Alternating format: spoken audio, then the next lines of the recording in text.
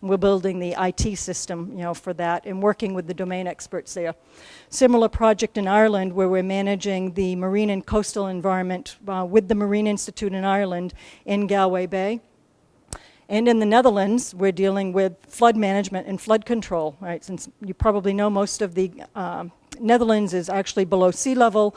They have a very long history of protecting the citizens, protecting the environment there, and we're building expertise there. I have a center of excellence with people there who have expertise in modeling some of the situations, looking at risk management for companies who are very concerned about the rising sea levels and the impact on businesses in the Netherlands, so that modeling and measuring and managing is all relevant to the Netherlands. They're very interested in building their levees and dikes to protect the citizens and to protect the property, but they only want to spend the amount that they have to spend and no more. So they really need to understand the risk associated with what they build and how it could be better managed. And of course that's relevant now in many parts of Asia and even in the US, as we're finding.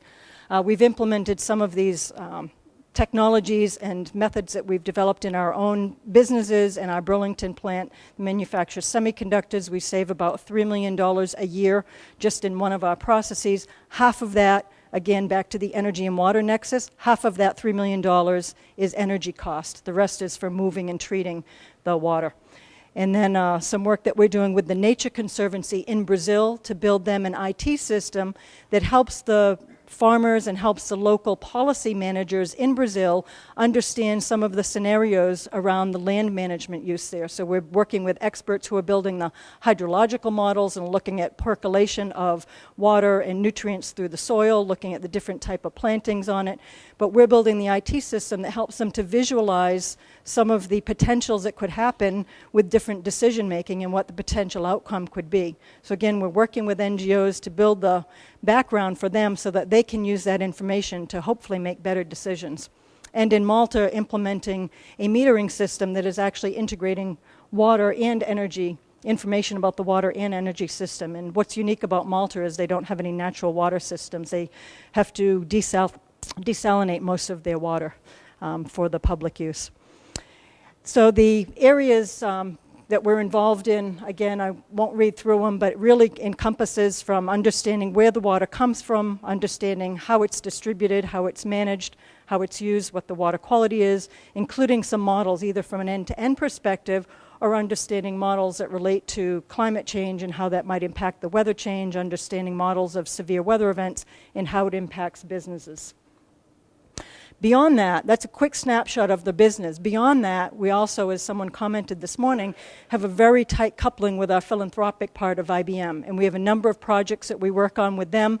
We also work very closely with IBM's research division, where we have probably somewhere between 30 and 50 people around the world working on projects that cover just about every continent. And I want to just quickly bring you through some of the work that we're doing in Africa, which has been a big focus for us from the philanthropic end. We also have a collaboration with the University of Connecticut that's implementing a water management program in Ethiopia. We have an interesting program that I've got a slide on called the Corporate Service Corps, where we send our next generation of leaders. It's in a very, very elite number of employees. It's maybe several hundred who have been through the program in the last 3 to 4 years. They go to emerging geographies and they implement solutions based on what some of our local NGO partners in those geographies identify as potential problems that could use a technology-based solution. In Africa also, we have programs where we've donated some of IBM's hardware and software to help grow new businesses and to help educate some of the local university faculty and students and bring them into more of the technology, get some of the technology accessible to them. Let me just quickly go through this since I had mentioned it with the Corporate Service Corps. Again, this is just a picture, I think, in Ghana, one of the early organizations there. But basically, these employees, a group of about 10, are thrown into an environment where things are out of their control. It teaches them very quick skills to learn how to adapt to an unfamiliar environment with challenging circumstances and not the resources that they're normally used to. And again, we hope that this helps to build them into more global leaders that we believe we'll need over the next decade. We also have a program in the World Community Grid. We basically have software that allows you to run a massively scalar problem on, in the background on the computer. If you've heard of the SETI at Home project or the AIDS at Home project, if you're not using your computer and it's going into sleep mode, if you're connected to the internet, the World Community Grid software allows you to donate that free cycle of time to solving massively scaled problems. We have a number of projects underway with a number of universities around the world and nonprofits around the world who are doing things like looking at nutritional rice, looking at drugs for cancer, a lot of healthcare related projects, and hope to announce a water related project later this year with one of our university partners. We also have a large community of IBM volunteers, and there's more information there on the website if you're interested in going to that. Let me run through what I think some of the challenges are, and certainly things that we've learned over the last few years. One of them you've heard about is the aging infrastructure. And you may know that most of the infrastructure problems in the developed world have to do with the 100 to 150-year-old infrastructure that exists today and that leaks. I love the euphemism non-revenue water. I was laughed the first time I heard that. But if that was a business model that any of us for-profit businesses had, where you maybe process 100 liters of water, but you only get paid for 70, none of us would be in business very long. But it's not very unusual for us to talk to a utility that loses 30 to 40% of its water. Just this week, one comment to us, they process 100 liters of water, they get paid for 60. And this goes back to the issue that you heard Governor Whitman talking about. There's got to be a sustainable way for cost recovery for these utilities as well. There are a lot of technology solutions that can help to identify where those leaks are, identify if the water might be taken illegally, for example, in some areas where that's still a problem. But the quote on the bottom is one that I love just because, again, coming from an IT company, Wired Magazine about 2 years ago just highlighted the fact that we don't know where the water is, where it's coming from, how much is used. And if you really want to stretch the water as we see a change in population and a growth in population around the world, we really need to manage it better. I think awareness is one of the things that we've heard as a recurring comment. I would say awareness and education.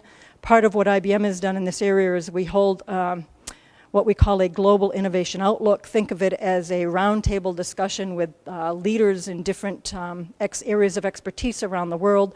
I hosted this session in the fall of 2008. We published a briefing about a year ago, Global Innovation for Oceans and Waters, and identified what we felt were some of the key issues. And this was not a technology discussion. It really was a discussion that involved things like pricing of water, water footprinting, awareness and education. Some of the technology issues came up, but it was not intended to be a technology discussion. So one of the things that did come up related to the comments we've heard on the data and information is the fact that it is a data-rich area, but an information-poor area. Again, not sharing of information from organization to organization, from utility to utility, not thinking about water on a watershed basis, but somebody referred to the geopolitical boundaries. Nature does not recognize the geopolitical boundaries. What can we do to help provide that information to better manage water on a watershed basis? And lastly, I just want to refer back to the comment that I made earlier, bringing this down to the level where businesses understand the impact on their own business operations. Most large companies spend millions, if not billions of dollars on R&D. If you make this an economic discussion for them, they will start to focus on solving some of the water problems, whether it's local or whether it's global, that will ultimately help to solve the global water problems. So I had to identify here, this is a recent interview or survey done by GlobeScan, published just recently on the web, and only about half of the pharmaceutical and healthcare people interviewed felt that you had to really change because of the challenges with water over the next decade or so. And I find it interesting that not many IT people think so either, but maybe they don't make semiconductor chips because it certainly is at the top of our list in IBM.